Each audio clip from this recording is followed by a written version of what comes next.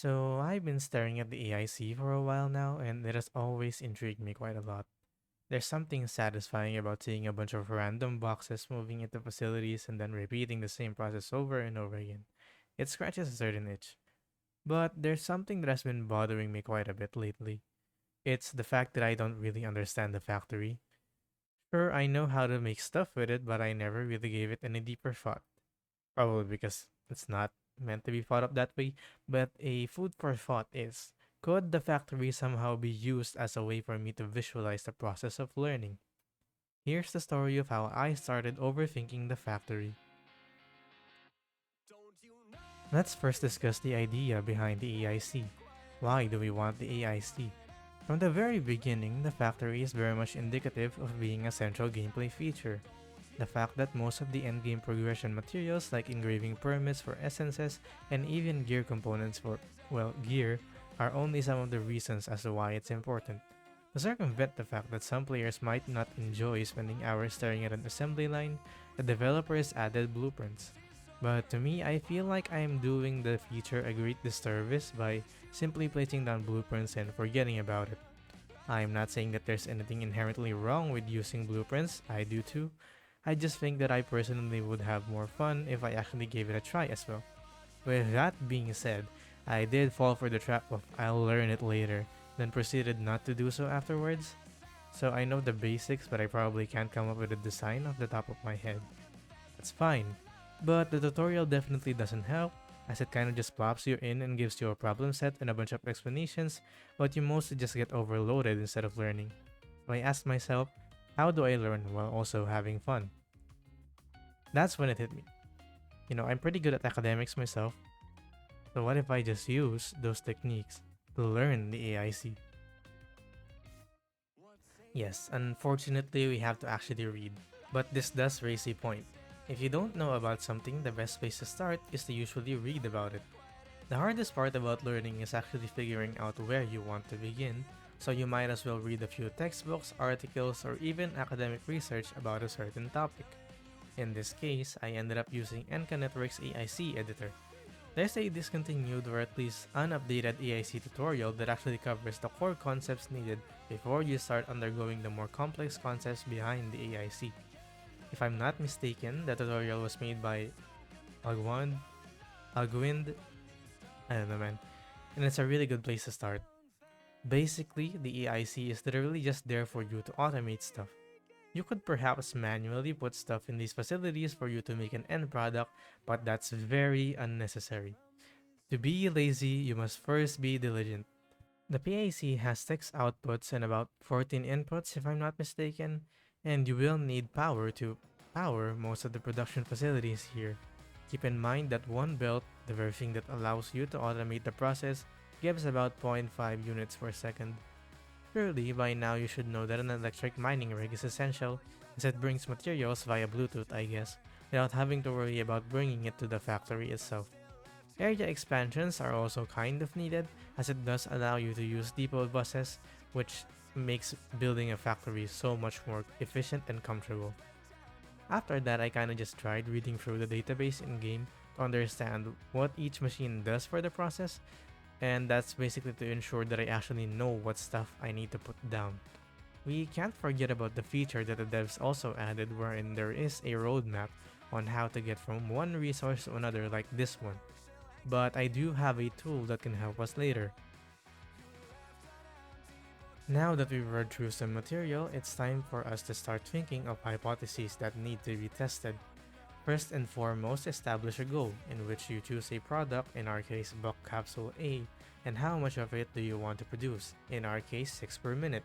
For learning purposes, I actually use Justin V's AIC blueprint as a problem set for us to learn.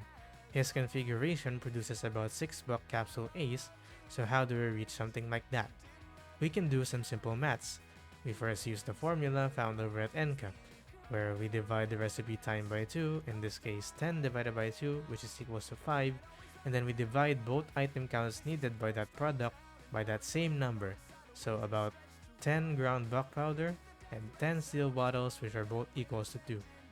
This means that the machine wants about 2 belts of each item to keep a constant flow running.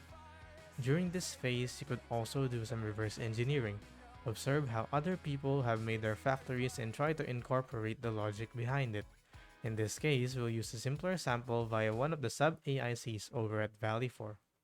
Now, after some consideration, I thought that it would be smarter to utilize the depot buses because not only do we pay for it, but it also allows us to be a lot more flexible and not be limited to the 6 outputs by the PAC.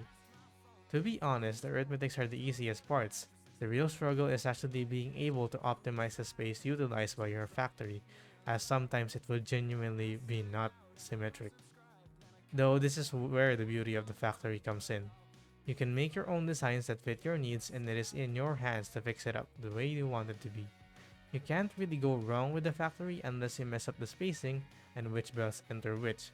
Rule of thumb is that you want to match how much the machine needs for one product in order to ensure as much uptime as possible. I decided to start it out by actually building my factory from scratch over at Encast Simulator. This allowed me to basically have a clean slate without worrying about losing production, but it is also significantly easier to fix when you mess up something. I personally think that most of the designs of this sub AIC will lean towards a vertical looking layout because of the fact that the depot buses are only located around the top of the AIC. The tool that I found earlier is basically a calculator. Though it doesn't include the latest stuff, it's good enough as a learning tool for now. Simply set your end product as well as the quantity, and then click on the dependency tree, which allows you to gain a brief overview of all the required facilities and their outputs.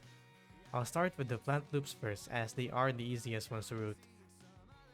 Following the idea of having it be vertical, we basically make the loops vertically and ensure that these will sustain themselves. We will also put a buckflower loop into one of the intakes up here as we are going to be really emphasizing the verticality of the design. This is really similar to Kiosk now that I think about it. The reason for only having 2 loops per side is the fact that a single loop should theoretically produce enough for what we need. Grinding Sandy produces 3 powder, while Buckflower produces 2 powder, which you'll see is actually just the right amount. Now we can focus on the ferrium production, as we do need steel bottles to make the buck capsules. We need at least 2 sources based on our calculations, right? So we move backwards from that. This means that we need 2 molding units, each one of these needing another 2 inputs, so we need 4 refining units and each of those units only needing about 1 source. Yeah, you should get the gist by now, you just have to move backwards, but I'll visualize it here to show what's going on. Don't forget to integrate pylon placements in the design and don't be afraid to use bridges in order to maximize the space given. Once that's done, that's mostly it. Congratulations, you reverse engineered your way into making your own factory. It's all fun in games until you check out Wuling. Though the premise is the same, it can get confusing if you look at it as a whole instead of a one-part series, I guess.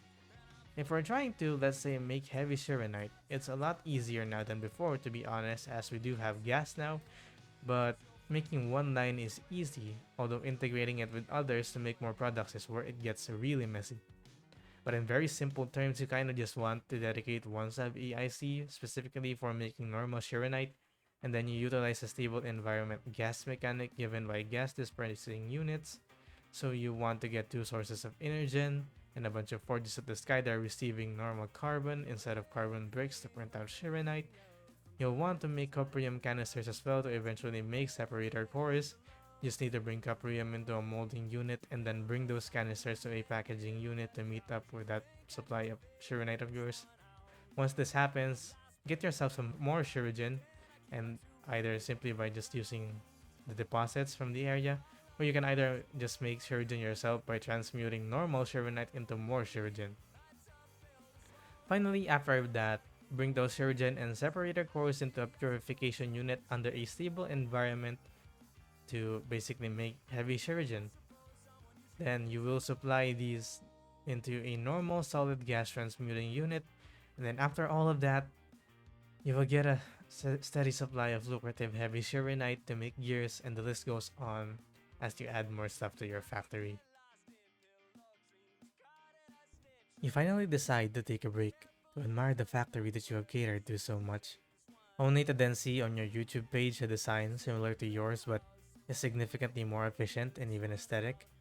That's when you realize the factory baker has a life cycle.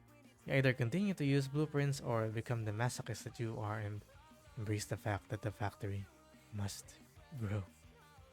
In all seriousness, though, it's honestly quite fun to think about this logically.